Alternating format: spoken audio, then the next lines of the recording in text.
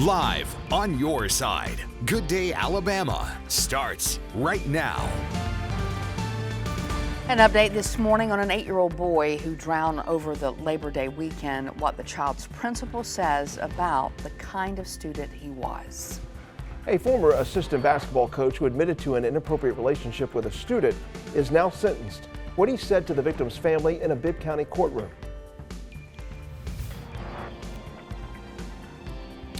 $1.3 billion up for grabs. We're on your side at the Tallapoosa and Bolden exit, looking to talk to some Alabamians hoping to win big tonight. It's fun. It's silly fun, but it's fun. All right, welcome in, everybody. Glad you're with us. I'm Janice Rogers. And I'm Mike Deverly. I don't know if you noticed, some of those jackpot totals were kind of big on some of those other tickets lotteries. Look, I'm just saying. I'd take any of those. Yeah, Megan Thomas? Same. Yep, we are going to all be multimillionaires tomorrow morning. There you go. We're speaking it into existence, and, we will all do good.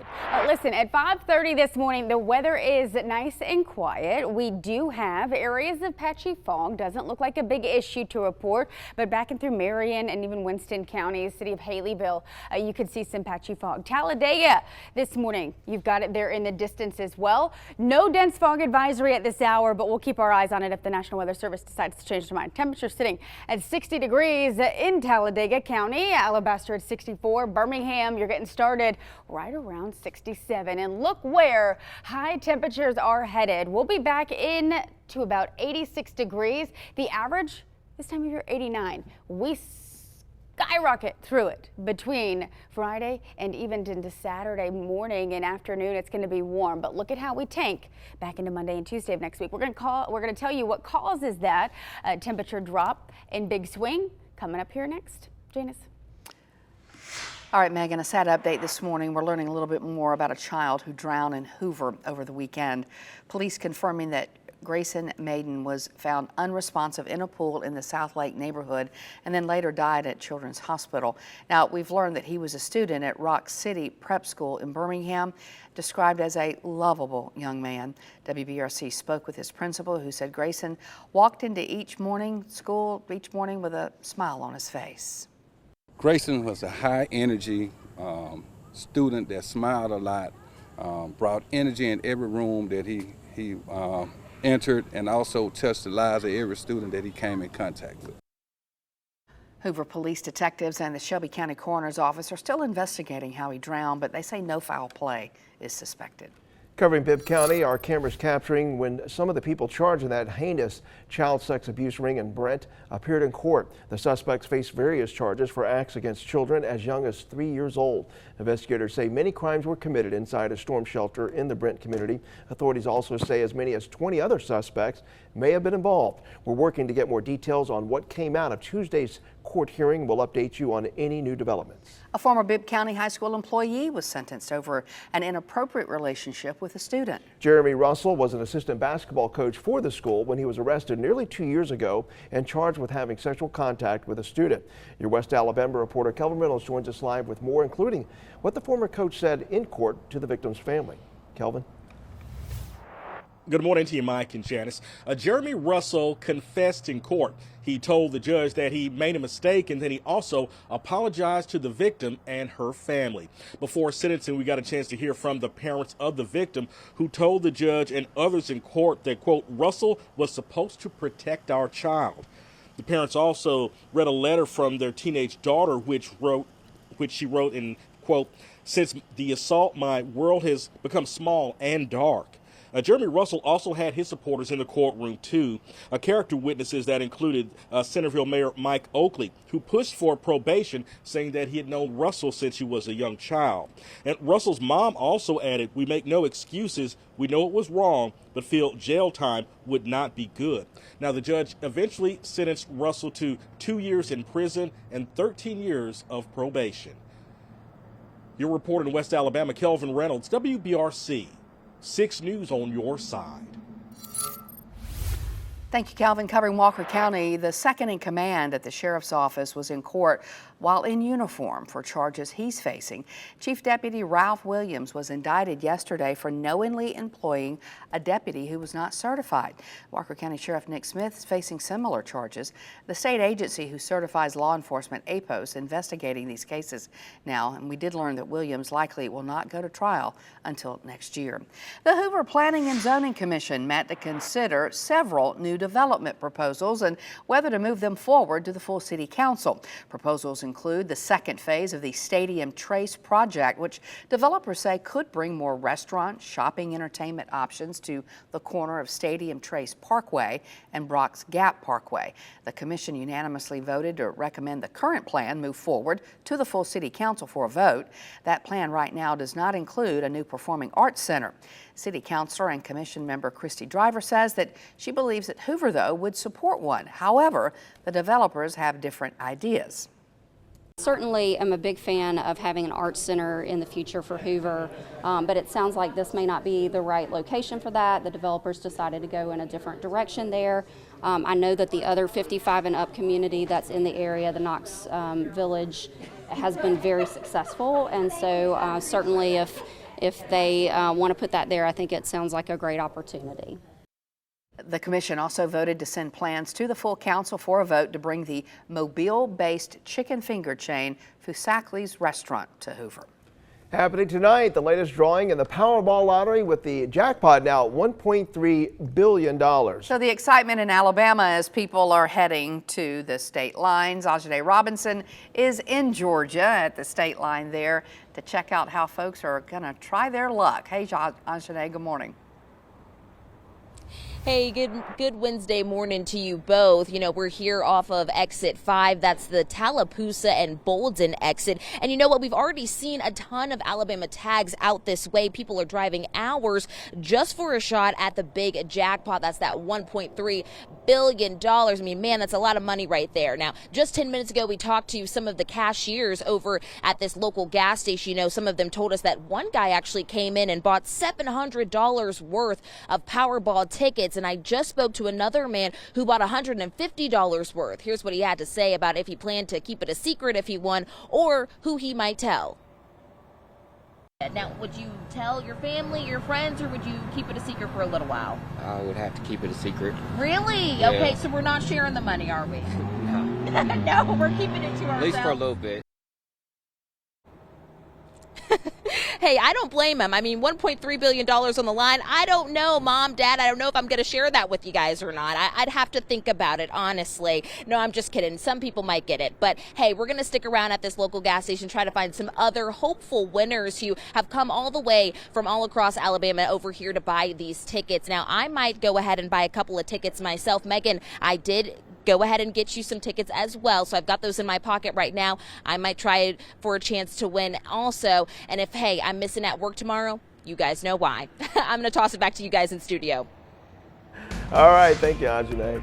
It's 5:38 now. 2 men now in jail linked to a stolen car from like way out of state where Cherokee County deputies say the crime started.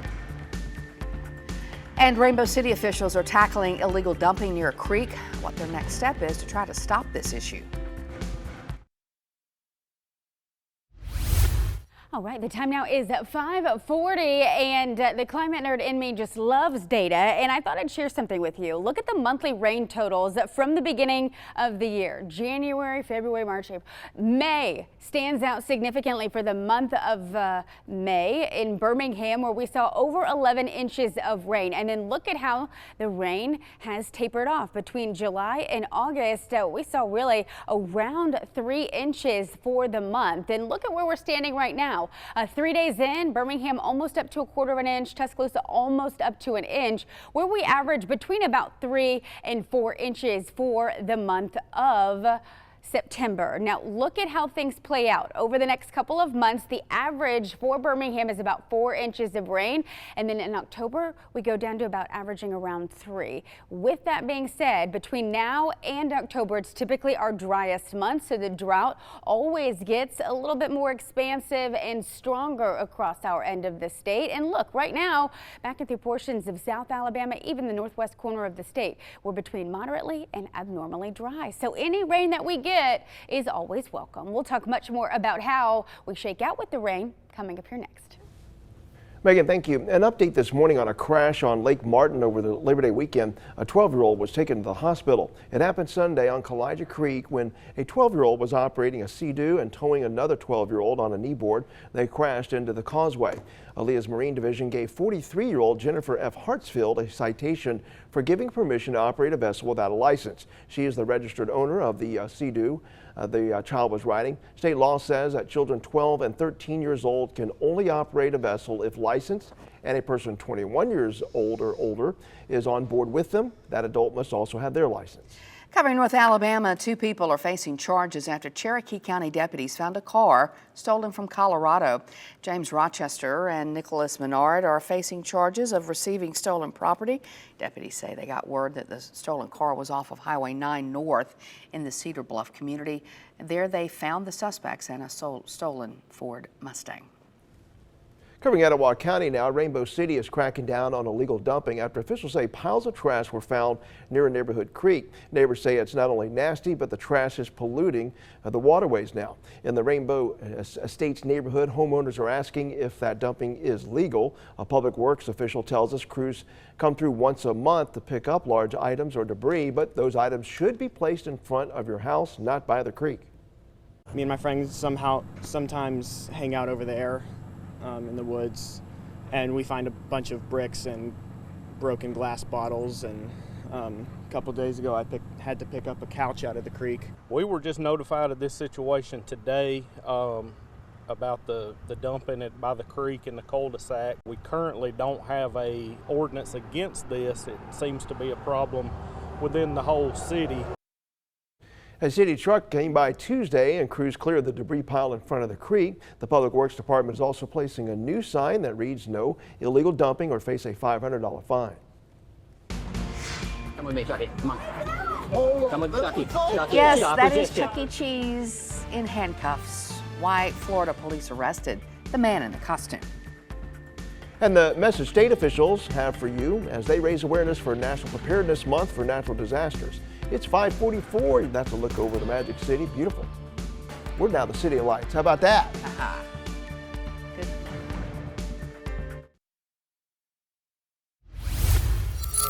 Welcome back, everybody. It is now 5:47, and the sunrise this morning looking pretty good back in the city of Gardendale, where we've got the sun coming up, temperatures in the upper 60s. Official sunrise is at 6:22. You early morning worker outerers, I think that's how you say it. If you are up and you are headed out, you're going to notice that by the time when you finish up these workouts before really 7, it'll still be fairly dark in spots. But once 6:30 rolls around again, it is going to be a quiet start to the day. We did have rain on radar. It really isn't amounting to much at this hour up and through Weiss Lake, and where we've got a few areas of patchy fog. Visibility may be on the lower side this morning in portions of Lamar and Pickens County. We'll check our Sky Vision camera in Lamar County coming up in the next half hour. Even back through Fayette, Tuscaloosa, Hamilton, areas of patchy fog, definitely a concern. But on your way out the door, I would go ahead and pack a couple things with you. Sunglasses, and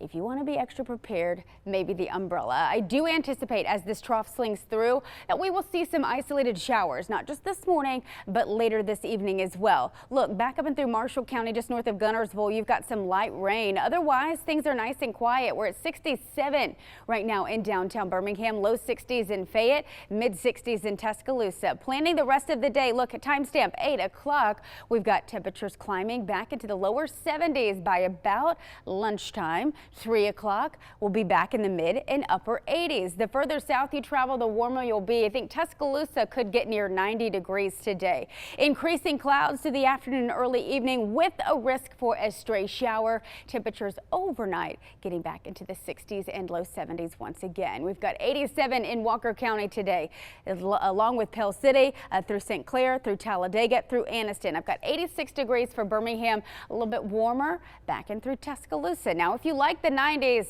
hey, they come back Friday afternoon, look at the temperature right here in town, 94, stiff wind out of the south. That's really going to amp us up and it's going to feel quite warm. Now Saturday is an interesting day. Look at this timestamp, 2 p.m. This boundary gets in very close to us. We could squeeze out a stray shower on Saturday, but look at that temperature spread. Huntsville, 79 in the afternoon, where Birmingham sits in the lower 90s. And then gearing up for Sunday, once that boundary drops in, we'll be in the upper 60s in Huntsville Sunday afternoon, and we fall about 10 degrees. Birmingham gets to about 80. Atlanta, during the day in the upper 60s. We've got this backdoor cold front, wind coming down the Appalachians. We call this a wedge, if you will, and that is going to usher in some drier and cooler air for Sunday. Monday, Tuesday, we get back into the lower 80s for next week. Megan, thank you. New this morning, the calls to Congress for the resignation of Health and Human Services Secretary Robert F. Kennedy Jr.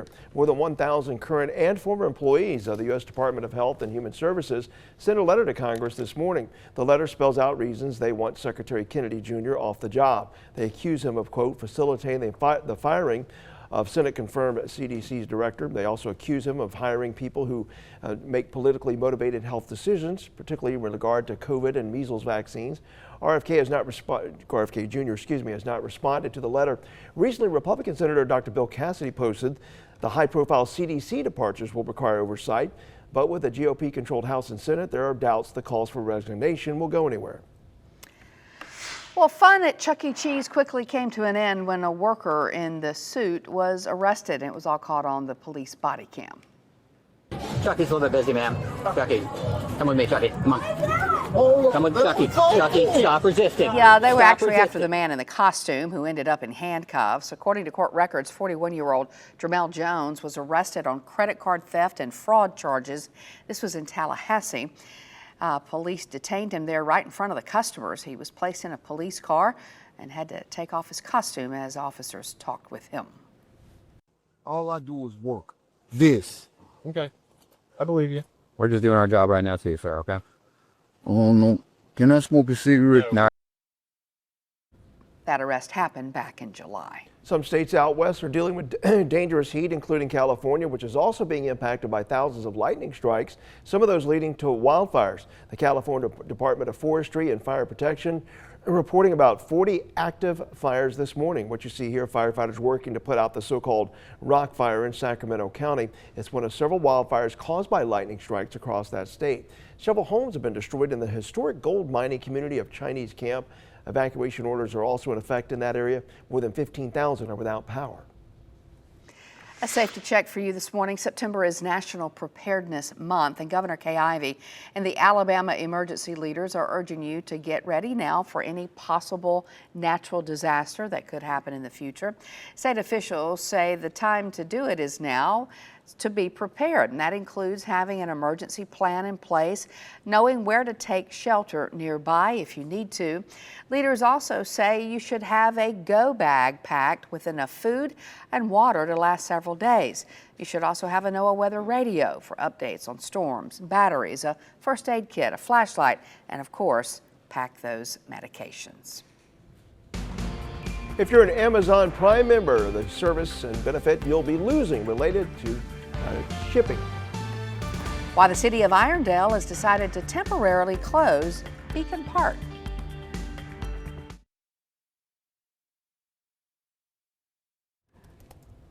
I just love that look from our cameras here on top of the mountain. Yeah, you can tell they're new. They're all pretty. Mickey went out and bought it. Did he? Yeah, he did. Real money. Did you climb up there and put it up? I did. All right, new this morning, Disney agrees to pay the Federal Trade Commission $10 million to settle allegations of collecting children's data. That settlement comes after the FTC claimed that Disney unlawfully collected children's data for advertising purposes. The commission claims that data was taken from kids' YouTube viewing habits without parental consent. The Justice Department also says Disney failed to label videos on YouTube as made for kids, which would have prevented the company from collecting data. According to the settlement, Disney must now add that label to child-targeted videos. If you're an Amazon Prime member, you'll soon no longer be allowed to share free shipping benefits with people outside of your home. The company says it's shutting down the Prime Invitee program on October 1st, so going forward, those perks will only be available through Amazon Family, which allows sharing with one other adult plus kids and teens. But that's only if they all share the same address. Anyone else will have to buy their own membership. The company insists membership remains strong, citing record global sign-ups during and leading up to its annual Prime Day sale. Heads up in Irondale, the playground at Beacon Park is closed right now. Through a Facebook post, city leaders posted saying that it's because of a hazardous tree nearby. We'll let you know when the park reopens. In Etowah County, you can get a break on transportation costs in Gadsden this month. Gadsden Transportation DART and trolley services are offering free fare Fridays all September long. Starting next month, seniors over 60 can sign up for rides to the grocery store on Saturdays.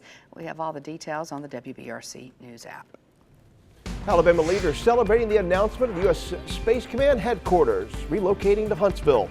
Their reaction on the impact of this decision in the next few minutes. The autopsy results for 3-year-old KJ Starks now released. What a medical examiner found about the tragic death of the child in a hot car. And the sunrise this morning looking pretty good in Gardendale. We've got a couple areas of patchy fog. We had some rain early. We'll talk much more about how the day shakes out and what you need to prepare for. Coming up with weather every 6 minutes in just a couple minutes.